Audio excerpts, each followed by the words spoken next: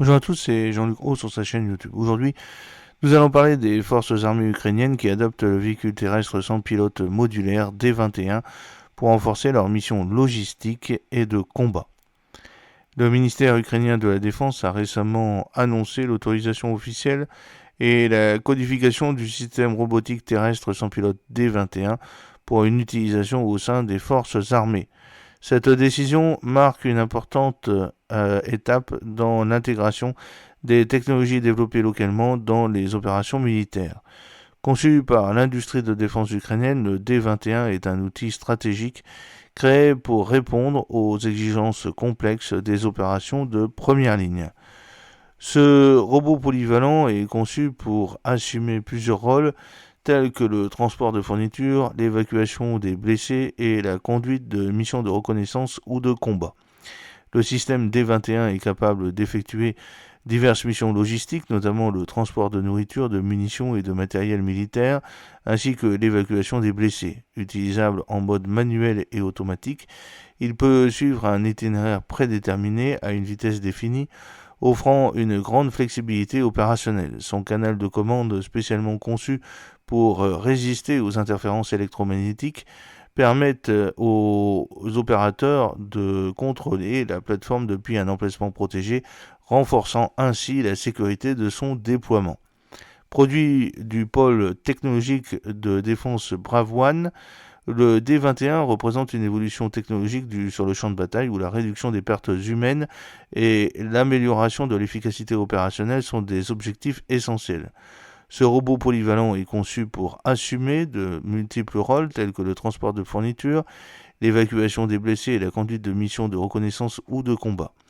Ces capacités de reconfiguration rapide permettent l'intégration d'une tourelle automatisée armée d'une mitrailleuse en quelques minutes, ce qui lui permet d'engager des cibles à des distances tout en minimisant les risques pour les opérateurs. Équipé de pneus tout-terrain et d'un moteur électrique, le système peut naviguer sur des terrains difficiles et parcourir jusqu'à 15 à 20 km dans des conditions de champ de bataille extrêmes. Le D-21 a déjà démontré son efficacité au combat, recevant des retours positifs des forces armées. Des plans sont en cours pour intégrer les armes aux normes de l'OTAN, améliorer sa résistance à la guerre électronique ennemie et augmenter la production. Soutenu par un budget de défense nationale accru en 2024, largement alloué aux véhicules terrestres sans pilote, le D-21 reflète l'ambition de l'Ukraine de se positionner en leader dans ce domaine technologique. Des plateformes comme Brave One, qui a financé plus de 140 projets, jouent un rôle crucial dans cet effort, mettant en avant des systèmes comme le Ratel S et le Skylab Circo S1 qui complètent les capacités du D-21.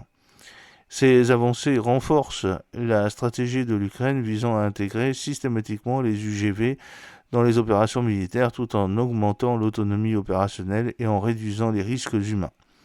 Le D-21 est également doté d'un moteur électrique silencieux, de pneus tout-terrain basse pression lui permettant de traverser des terrains accidentés, de la boue et des obstacles en eau peu profonde.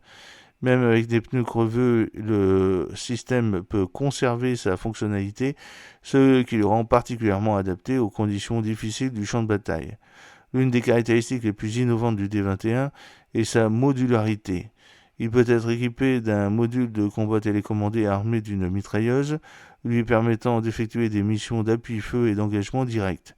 Cette configuration a été testée avec succès et a reçu des évaluations favorables de la part des unités militaires. Selon Mikhailo Fedorov, ministre ukrainien de la transformation numérique, les développeurs travaillent à intégrer des armes conformes aux normes de l'OTAN et à améliorer leur résistance aux contre-mesures électroniques parallèlement aux efforts visant à augmenter la production pour répondre à la demande croissante des forces armées. Ce développement fait partie d'une initiative beaucoup plus vaste visant à moderniser et à renforcer les capacités de défense de l'Ukraine grâce aux technologies locales.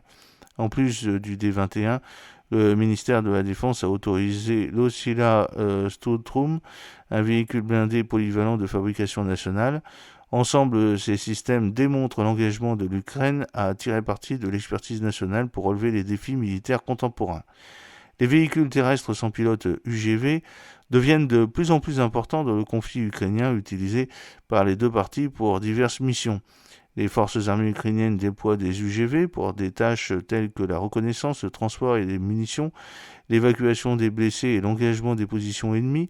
Par exemple, des UGV armés de mitrailleuses et de drones conçus pour poser des mines ont été utilisés pour détruire les positions militaires russes près de Lipsy, au nord de Kharkiv.